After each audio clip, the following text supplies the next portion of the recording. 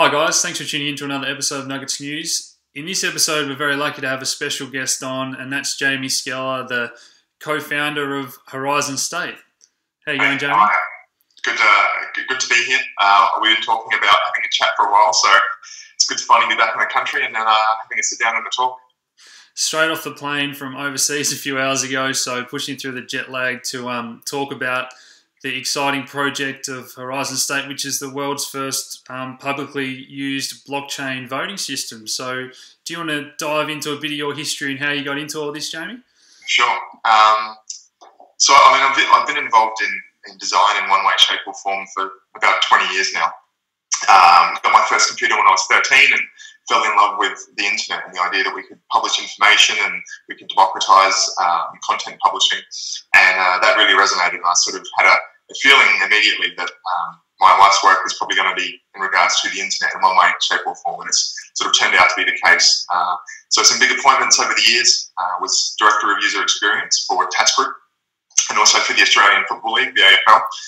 And user experience is effectively a pragmatic kind of design discipline where you look at not only the aesthetic, but the usability and the functionality and why it works or why it's not liked or how effective it is to achieve its sort of business outcome and user satisfaction outcomes.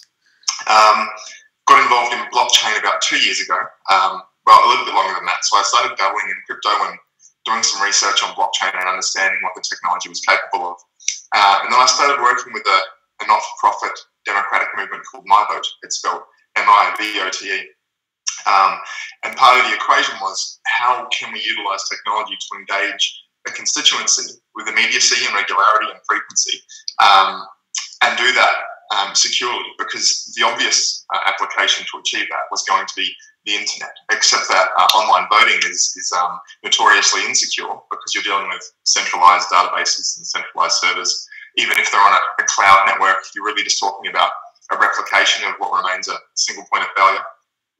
And because I've been doing so much research in this space, it just clicked. It was almost no hesitation in thinking about utilizing a distributed ledger, a blockchain, to store the vote and to make it secure and ultimately make it unhackable, tamper-proof, and working towards electoral outcomes and other kinds of voting outcomes where we can eradicate corruption from that result.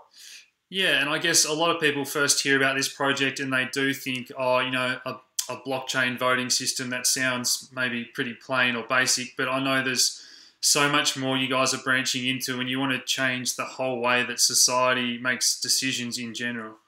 Yeah, so it's the mechanism itself.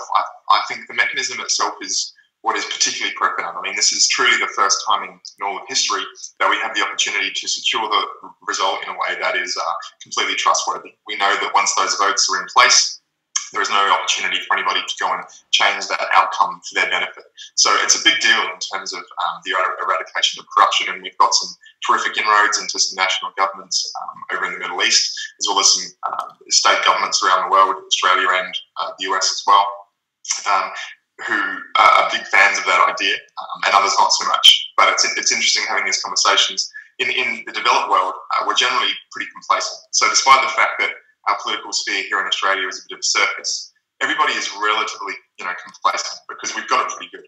But the conversations we've been having with developed nations, I suspect things might move faster just because they see a need and an obvious application to improve their life over there. Absolutely, yeah. The demand is definitely there for certain countries, but obviously, do you want to talk about maybe how this can work for industry, academic institutions, or other examples as well?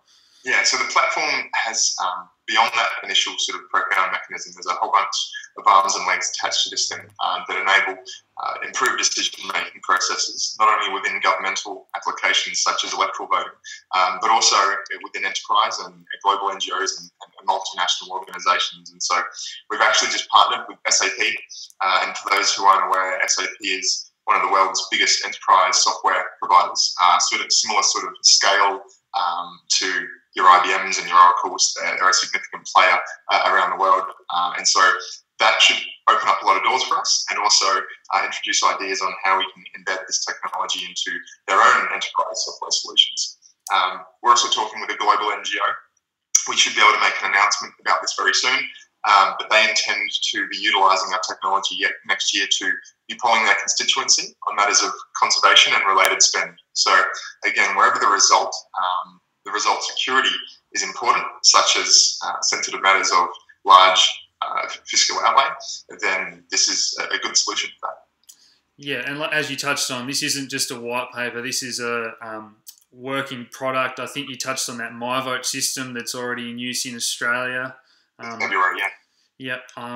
I believe, is there artificial intelligence and research and analysis and all that stuff further on the horizon? It is. So we're engaged with a few very interesting startups and larger institutions as well who are working in the AI space right now to talk about what the opportunity is for various pieces of our platform, but primarily around the aggregation, collation, analysis and distribution of information that's going to lead to better decisions. Using MyVote as an example. Now, keeping in mind exactly how this is for different customers will be different based on their requirements. So if anybody has used the MyVote system, that is not what our system is going to be like for everybody.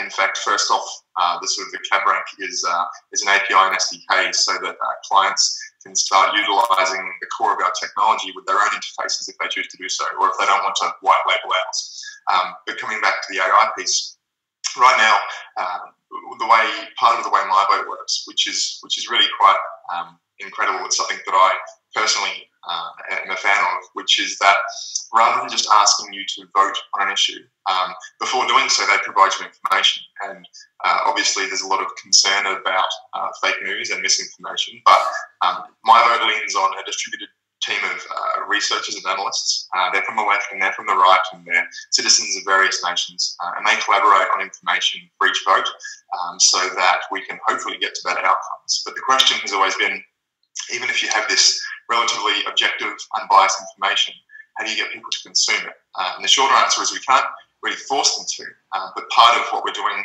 with this platform and part of what we're doing with the token, which is we're selling during our token sale, HST, is the opportunity to not just use it as the vehicle to cast votes to the blockchain and set them in stone, but also potentially incentivize constituents to consume the information that is going to lead to better decisions and thus better democratic outcomes, whether that's within a company and their staff or a country and their citizens.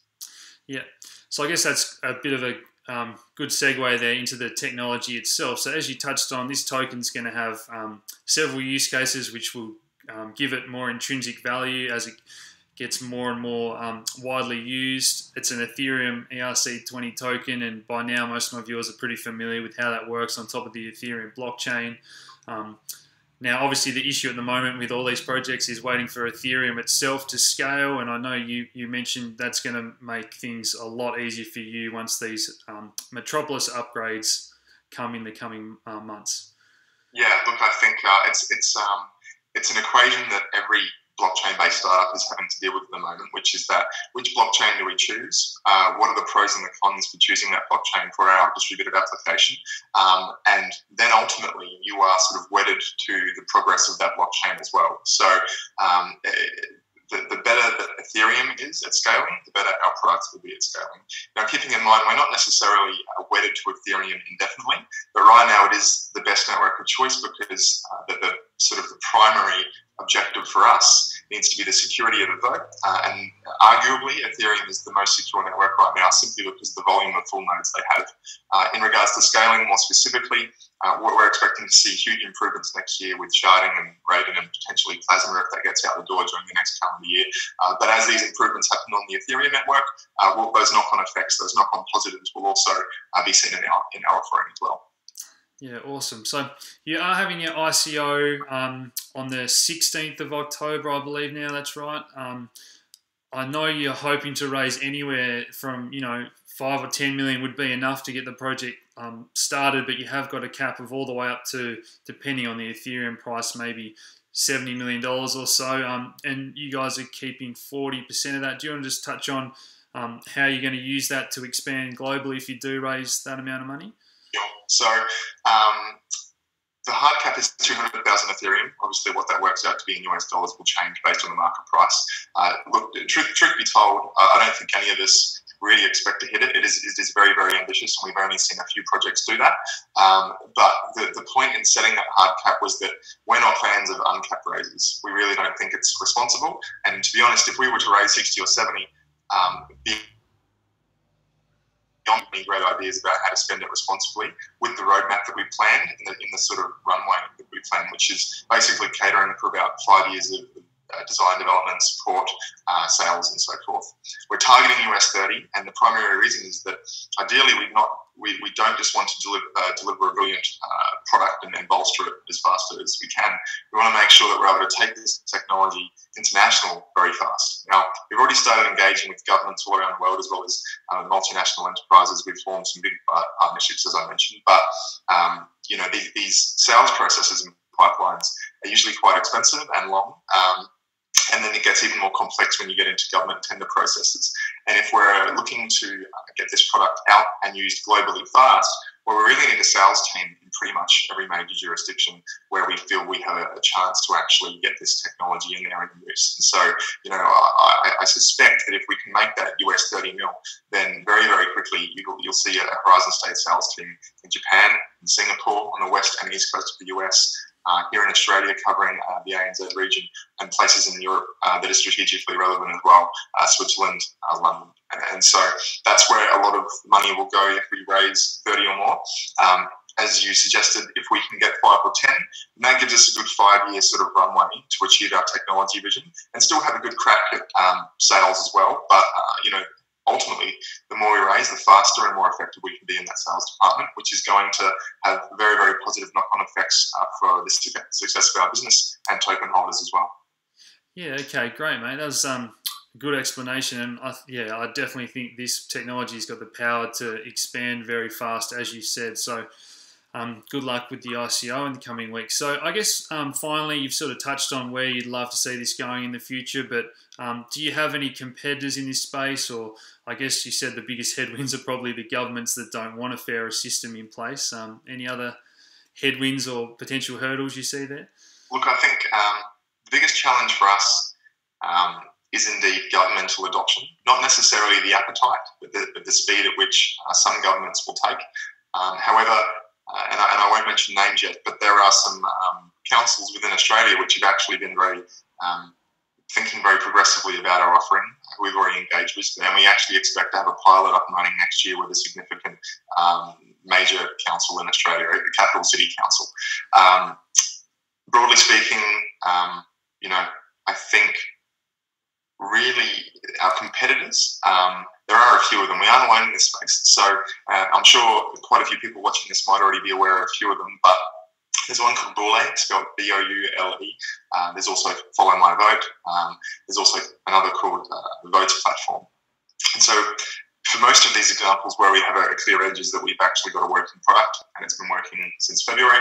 But, relatively biased perspective, I believe we also have the strongest team in regards to actually executing and achieving the vision. We've got a mature team. I'm 33, and I think I might be the youngest in the team. And our team has, for example, Nemo Namani, 20 years in building high transactional digital products. He's served in the role of Chief Technology Officer for almost, a majority of that time now. We have Oren Al-Azraqi on our board of advisors, who will likely step into a full-time role sometime into the future if we're successful, but he's currently general manager at Datacom, which is a company that turns over 1.5 billion. They're multinational, 5,000 staff. We've got Dan Crane, who is an ex-associate of mine. He was Chief Online Officer for TAS Group, which is, again, doing 1.5 billion a year, about 4,000 staff. Most Australians will probably be familiar with TAS Group because they run, the TABs, they run New South Wales lotteries, SA lotteries, Tattersalls here in Victoria, Golden Casket up in Queensland. And he moved into a head of strategy role for them, and has since then been very, very deep in blockchain-based research. And so, I'm pretty comfortable that we've got exactly what it takes from a commercial nous perspective and a business acumen perspective, but also the technical execution ability as well to make this fly. No doubt, and I know I had a look through your team, and there's guys that have worked at RMIT, Uber, the Australian Stock Exchange. So there's plenty of experience there, as you said, in a relatively young, inexperienced space with a lot of these ICO startup projects. So, mate, just in closing, is there anything you wanted to add before we wrap it up?